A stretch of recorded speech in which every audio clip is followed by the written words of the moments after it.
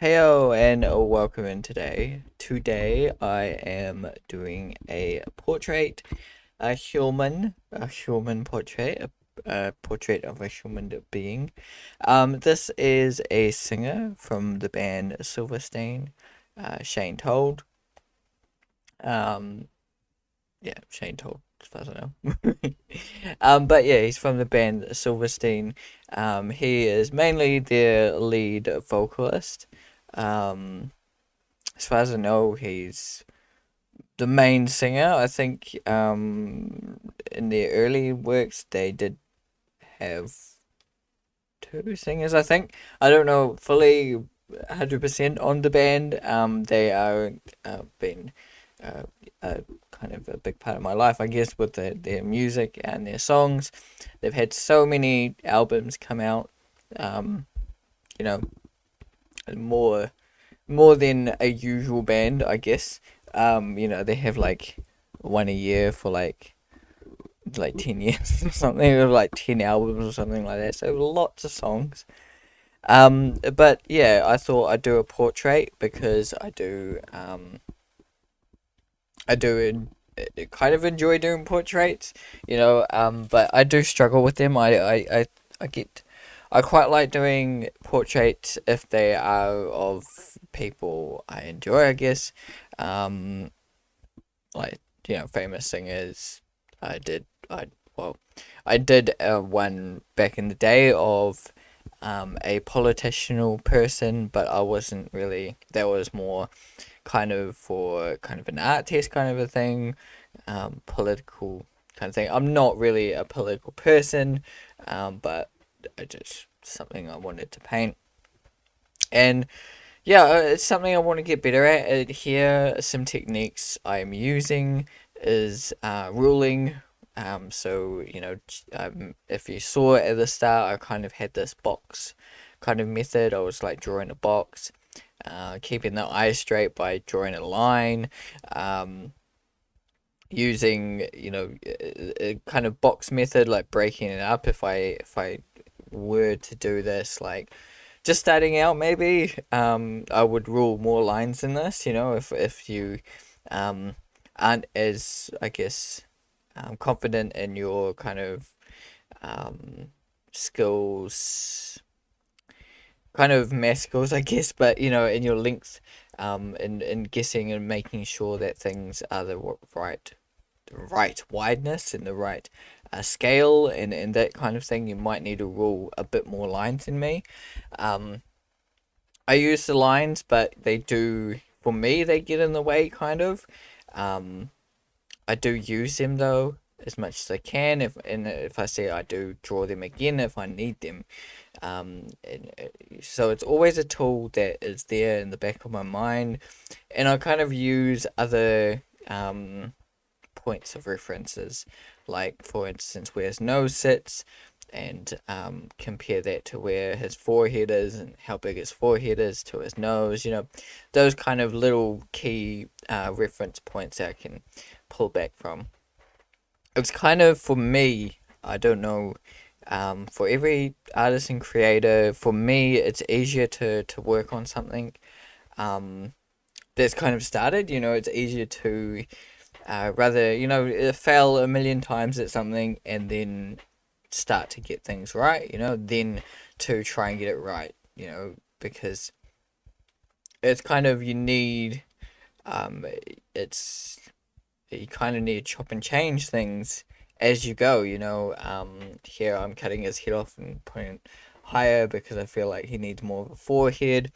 Um, it's easier to do that than it is to complete, or sometimes it is, then to completely start again.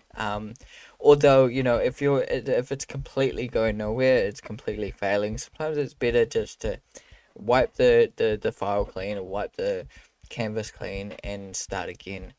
Um, because you've completely failed it. There's no point in making this drawing or this painting any better because it's not going anywhere. It's not really achieving the heights it could be.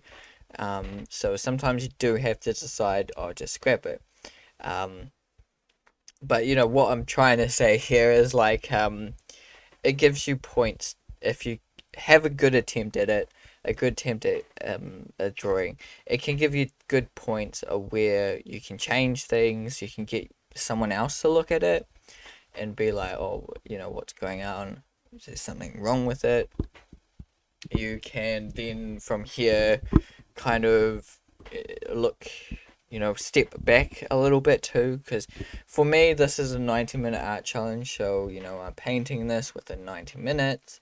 Um, I can only step away so much. I probably could have a break from it, maybe like two 45-minute sessions or something. You do a 45-minute stop, pause, come back to it, kind of a thing. I can do that or something like that. Or I've had times where I kind of increment it, where I do like 10 minutes at the start. It's only because I've got things on and I still want to get this 90-minute art challenge, but it's challenging sometimes to pull it off in one night. Because just sitting there for 90 minutes painting this can be challenging.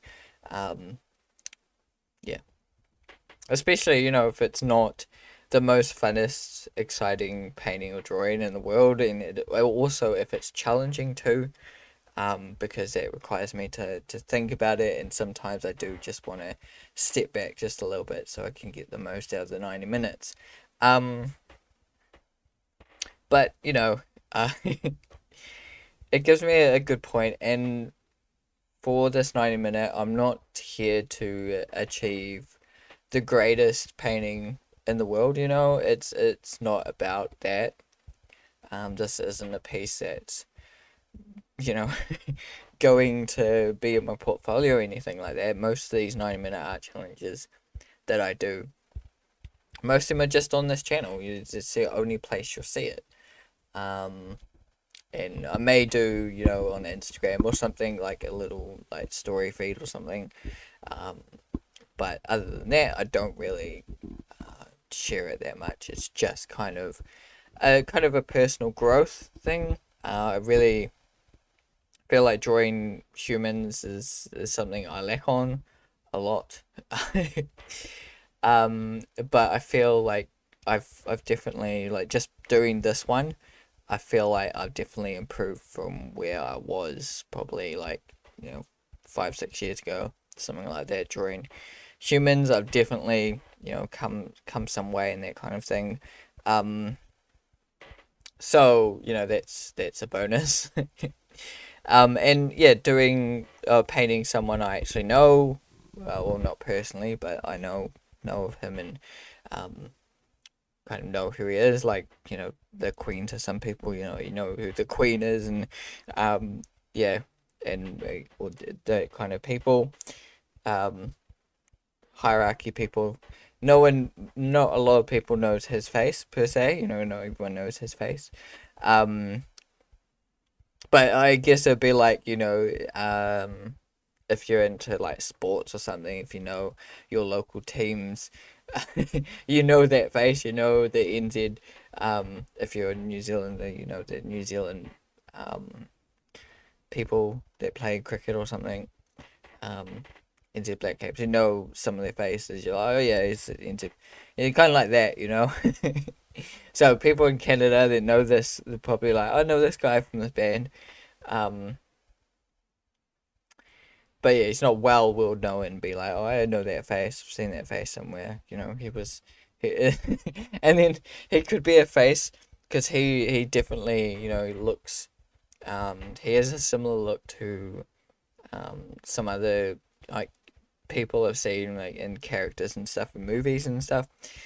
Like that guy from Santa Claus. When the elves, he kind of reminds me of him a little bit. So he does have like features, and that's what's cool too about drawing. Um, Not just drawing kind of one person over and over again, but drawing multiple people over and over again. Um, is that you can, kind of learn how to do different styles of people, I guess you want to call it. A different look to a person. A taller neck person, or kind of big head person, or wavy hair person, or bearded person, you know. Um, you all these little categories that you can for look and appeal, you can kind of put these, you know, someone into, you know. If that makes sense. I mean, it's not meant to be offended at all or anything, but hopefully no one is. But you know, you can have all these kind of traits that you can understand and how to do them, and then you can bring these traits into the next, you know, next characters, next drawings that you do. Um, so even though, you know, I'm not really a human artist, I think doing paintings like this does really help in the long run, because I can learn those traits and how to understand how to paint and do skin and all sorts of things how I can bring into my creatures and my little illustrations. Um, so keep drawing, keep creating, and see you in the next video.